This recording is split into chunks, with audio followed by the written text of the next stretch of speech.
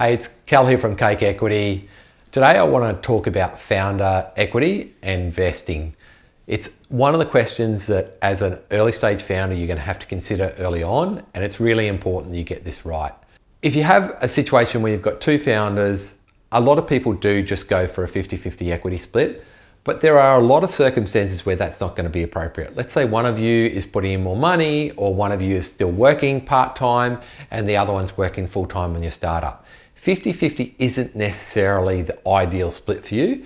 And so make sure you're really thinking about roles, responsibilities, contributions to the startup, and make a conscious decision about that.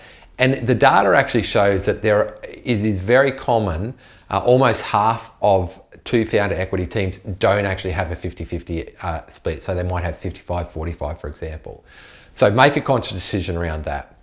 Secondly, make sure that you actually are putting in place founder vesting. Now, what's founder vesting? Founder vesting protects you as a founder and your company if your co-founder leaves the organization during the building phase of it.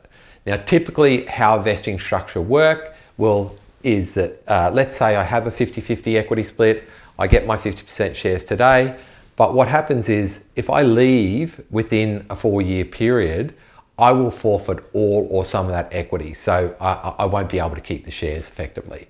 So the most common vesting structure that we'll see is a 4-year time-based vesting with a 12-month cliff. So in order for me to retain all my equity, I need to be there for at least 4 years. And so that protects both the company and also the other founders, but also investors that will come in along your journey as well. So make sure you put in place that founder vesting.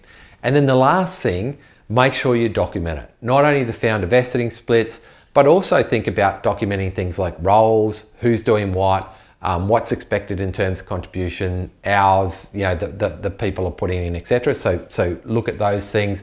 Make sure you're protecting IP and things like that as well. And then lastly, make sure that you've got a platform like Cake to manage it all on.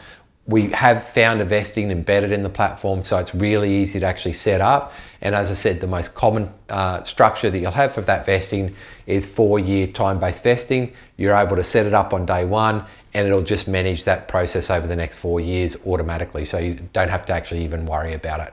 So they're the 3 tips with founder equity. Firstly, make a conscious decision about it. Don't just default to 50-50. Secondly, make sure you have founder vesting in place from early on. And the last one, make sure you're actually documenting it and using a platform like Cake to manage that vesting as you're going through. If you've got any other questions about any other related issues on startup equity that you'd like us to cover off here, please hit us up in the comments and let us know, and I'd love to cover them all for you. Thanks.